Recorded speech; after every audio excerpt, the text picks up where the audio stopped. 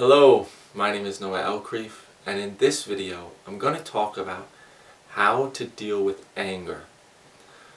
So in my process of doing one-on-one sessions, I've seen people come to me with all different types of anger, but they all seem to boil down to three beliefs, three thoughts that are creating all of this anger. And before I get started on explaining these three beliefs and how to deal with them, I just want to point out that many times when people are asking how to deal with anger, they actually want to keep their anger. So before we talk about how to deal with the anger, I'm just going to point out a few reasons why it's not useful to keep your anger. Okay? So first of all, people want to keep their anger because if they punish someone, either with their bad attitude, their anger, or through actions, they get to feel like life is more fair. Right? If they did something bad to me, it's unfair if they don't get punished. Right? But if you punish someone with your attitude or with your actions, you're just creating more suffering for yourself. Because now you feel guilty about it. It doesn't feel nice to act unlovingly. Right? And in addition, that's not your role to create punishment for others. Okay? The second reason why people often want to keep their anger is because they believe, I need to teach them a lesson so they don't do it again. Right? But if you look at your own life, when you do something, let's say you yell at someone and you don't want to do it again, right? It doesn't feel good. Guilting yourself doesn't get you to stop. Right? Or maybe you eat ice cream and then you guilt yourself, you get angry at yourself. Or you do something that you don't like. Getting angry at yourself, right, doesn't get you to stop doing it, because the reason why you do it is because of what thoughts you were believing in that moment. If you don't address the thoughts you were believing, you're going to keep doing the same thing. The same is true when you yell at someone or get angry at someone or you punish someone.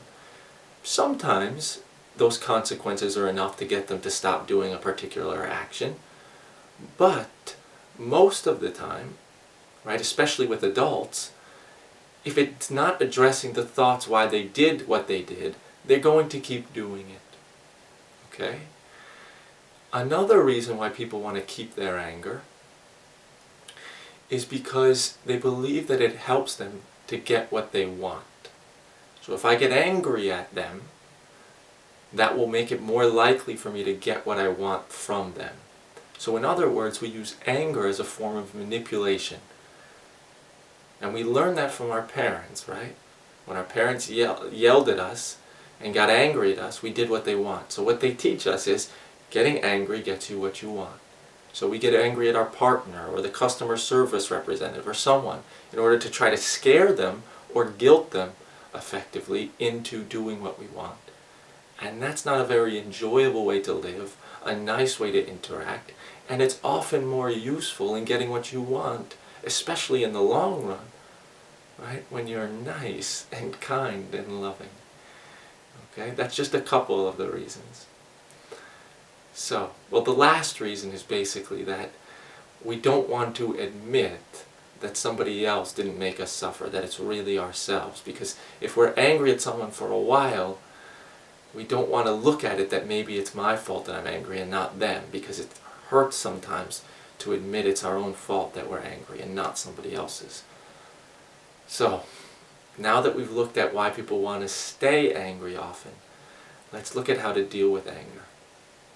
So the three common beliefs that create anger are: 1, what someone did is bad; 2, the outcome of what they did is bad; and 3, they are to blame for what they did. So first, let me give you an example of what I mean by each of those three, and how when you discover that one of those isn't true, the suffering goes, the anger goes.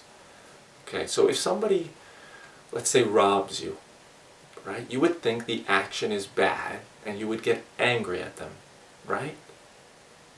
Of course you will, right? It's a bad action, so you get angry at them. But if they come up to you and say, with a knife, and they say, I have a child who just cut themselves really bad and I don't have money to get bandages and Neosporin or whatever, some antibacterial stuff. I'm sorry that I have to rob you. I just really need this $20. I hope you understand. Then when they rob you, you might think, you know, that was actually loving of them, nice of them. I don't approve of the way they did it, but I'm not angry at them. I understand. So what that shows you is when you believe the action is bad, there's anger. But when you recognize, I don't know whether it was bad, there's no anger.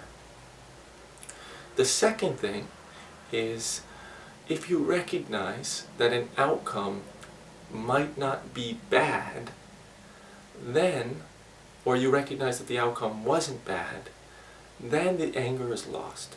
So if someone comes up to you, robs you, and cuts you, or punches you and injures you in some way, you would think that is a bad outcome for your life, right? Because you can't go to work, you're missing different things, it's bad for your life. So you're getting angry, one, because the action was bad, but two, because it is bad for your life as a whole.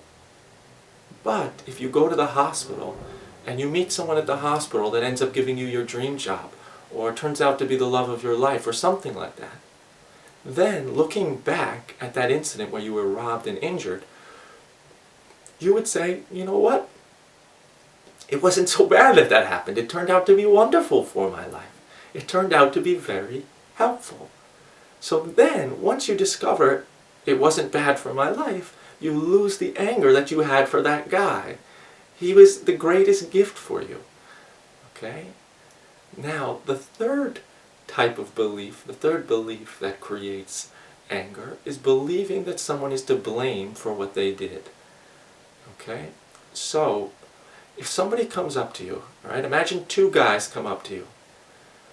One of them is holding a gun to the head of another one. And the guy holding a gun to the head of the other person says to the other person, if you don't rob the next person you see, I'm going to shoot you. Okay? So then you walk by and he says to you, I'm sorry I have to rob you, otherwise this guy's going to shoot me in the head, but give me your stuff. Right? So then you give the stuff. Are you going to get angry at the guy that robbed you? No, almost certainly not. Why? Because he was not to blame for what he did. He wasn't in control. He had a gun to his head. You can't blame him for that. Right? So, what that proves in those three examples is when you recognize the action wasn't bad, anger goes. When you recognize the outcome wasn't bad, anger goes. It wasn't bad for your life in the long run. Or when you recognize someone wasn't to blame for what they did, anger goes. So now we're going to investigate how to discover one of those three things in your particular situation. So if you think the action was bad, what someone did was bad, just ask yourself the question, do I know it was bad? How do I know? Does that exist as part of the facts that it was bad, or is that a perspective that I put on top of it? If I make a hand movement like this or like this, which one is better and which one is worse? They're just unique, different. How do I know one is bad and one is good? Bad doesn't exist as part of the action. Action is here, hand movement. Bad exists in my own imagination. We have to separate the facts, the movement, from our thoughts about the facts in our imagination. They exist in two completely separate places. So we say I'm angry because what they did is bad. No, they did an action, I believed a thought, and then my thought created anger. The action itself didn't create anger, it's only my thoughts about it. So what they did didn't make you angry, it's the thoughts about it that made you angry. Because if they did the same action and you didn't know about it, like let's say somebody cheated on you and you didn't know about it, the action didn't make you angry, because the action is going on all the time and you're not angry. But then once you know about it and you think about it and you say, that is bad, and you get angry. So, just ask yourself the question, can I think of any reasons why it might be good? Why it might be useful? Why it might be helpful? Or, is it actually their action that's making me angry? Is it the facts that are making me angry, or is it my thoughts? When I don't think about it, am I angry? When I didn't know about it, am I angry? When I'm distracted from my thoughts, am I angry? No. Nobody's actions have the ability to make you angry. The only thing that can make you angry is believing your own thoughts. Okay? And what happens sometimes, the reason why we judge and get angry oftentimes, is because we want to think of ourselves as better than others. You see, if someone did something bad, then I'm a good person. You see, if you don't judge others to be worse than you, then you can't think of yourself as a good person. If you don't judge others to be rude, you can't think of yourself as nice. If you don't judge others to be inappropriate, you can't judge yourself to be appropriate. So we have this major incentivization to constantly judge and get angry at others, and get angry at what people do in the world and whatever. But it just creates suffering. You get to feel superior, which gives you a little high, but you also have anger. So just ask the question, is that really who they are? Is that really bad? Or is that just an idea I've created in my head to make me feel better about myself? Is their action really creating anger for me? Or is it only my own thoughts? So, now for the second type of belief that creates anger, we have to look at whether an outcome is bad for our life. So if someone does something to me and I think it's bad for my life, it's a major inconvenience, it's bad for me, it made me sad, it made me angry, it made me something, the only question you have to ask is, do I know this is bad for my life? If this made me happier in the long run, would I consider it bad that they did that? No, if it made me happier in the long run, I'd be happy that they did it. I would consider it good for my life that they did whatever they did.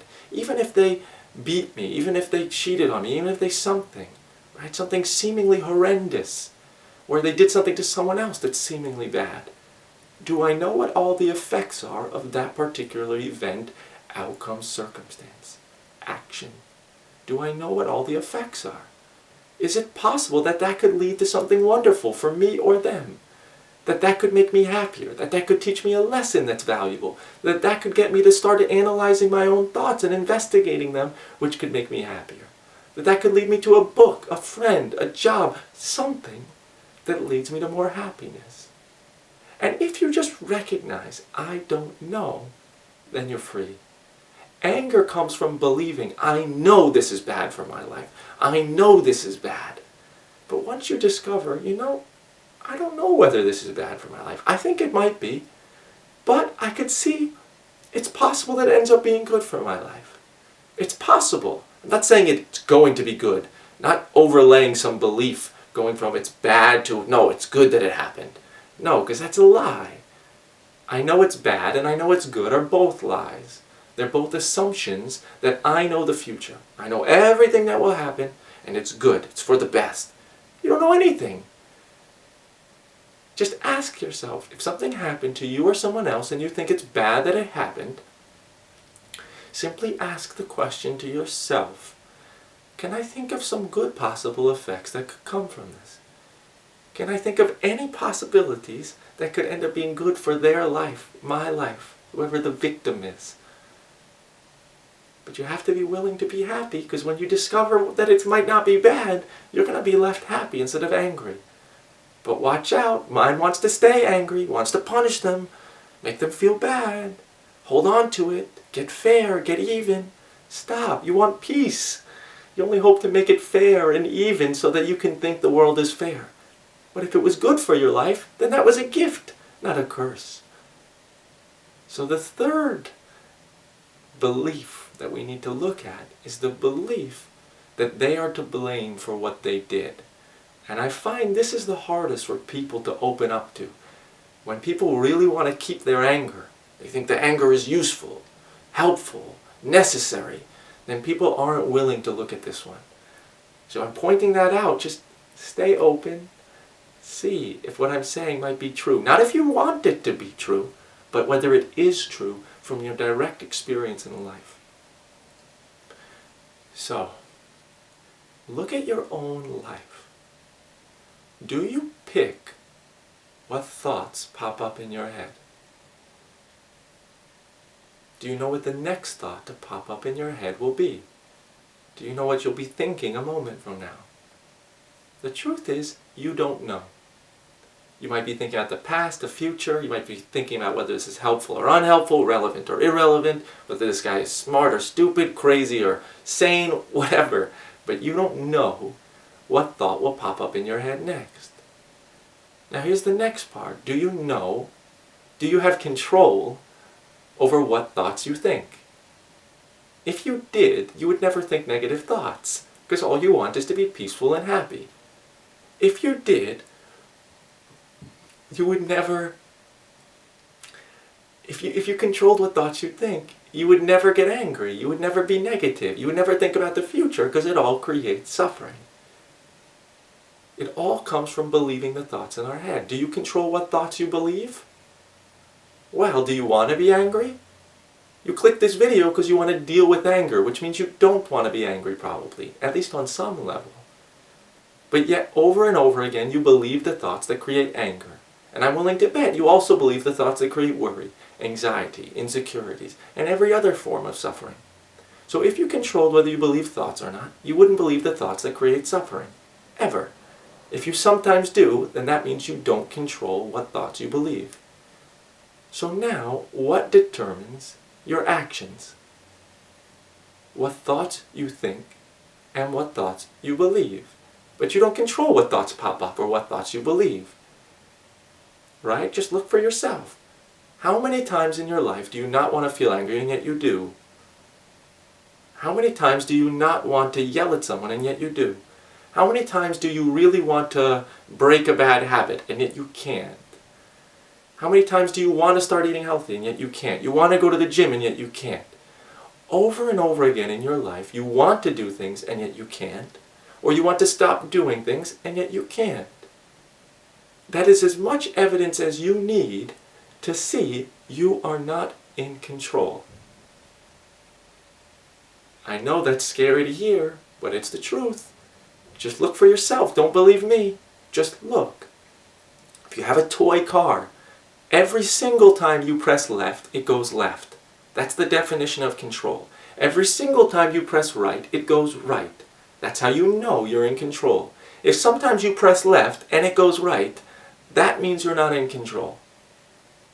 If sometimes you don't press anything and it goes right then left, you're not in control. So look, do you control what you do? You say, well, sometimes I do, so I'm in some control.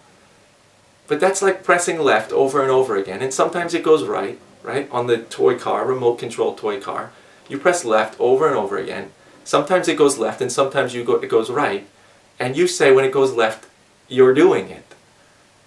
It may seem that way, but if it's sometimes going right, that means you don't control the car. Right? It's like going outside every day and saying, I'm going to make it sunny. And when it's sunny, you say, I did that. And when it's not sunny, you say, oh no, next time, I just need to try harder. But look at your life. Over and over again, you think negative thoughts because you don't pick them, you don't control them. Over and over again, you get angry, get sad, get something, get a feeling you don't want because you don't pick it, you don't control it. Over and over again, you do things you don't want to do and don't do things you do want to do.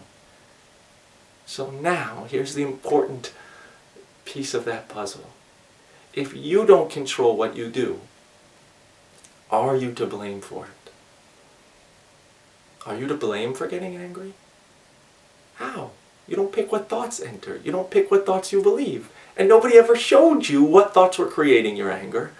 Nobody ever showed you how to stop believing it. If you're not in control, then you're not to blame. Right? If you look outside the window and you see a car accident happen, you may think the action is so bad, the event is so bad. But will you blame yourself for that? No, because you're not in control. And if you don't blame yourself for it, will you get angry at yourself? No, because you're not to blame. So over and over again, you blame yourself for things you didn't have control over. And over again, you blame others for what they don't have control over. It doesn't feel nice to act unlovingly or hurtfully. Nobody wants to. Everyone just wants to be in peace. But we're all just confused, operating based on thoughts we're not aware of, not conscious of, and believing these thoughts without even investigating whether they are true or not. So, just look. are you in control over what you are doing? And if not, are others in control over what they are doing? I know, it's tough to admit that, because that means, how can you be angry at them? And you have to be angry at them in order to punish them and hold them accountable. But that's not your job. And you can hold someone accountable if it's a criminal offense. You can report them or leave being with them without being angry at them. Instead, look at your own life. Sometimes you really don't want to do something and yet you do it.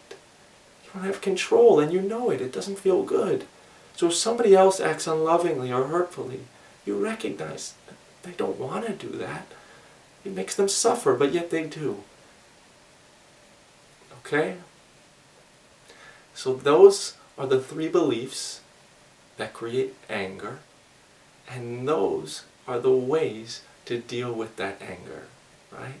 The 3 beliefs. It is bad that it happened. What they did is bad. It's bad for my life that it happened, and they are to blame for what they did. And so if you want to lose your anger, if you're ready to lose your anger, if you're willing to lose your anger, you just need to question one or all of those 3 things. But even if you discover one of them isn't true, then you're free. You're free. So if you had resistance or a strong reaction to anything I said, just watch. There's some idea that anger is useful, helpful, necessary. And investigate that, because that assumption will keep you angry. If you believe that anger is needed, necessary, helpful, you need to punish, that's your job, then of course you're going to stay angry, because you want to stay angry. And no explanation, no anything will get you free from it if that's what you want, or if that's what you think you want. Okay, so it was a pleasure explaining this to you. I hope you find it helpful. Please let me know. Alright, thank you for watching, and I'll see you on the next video. Bye.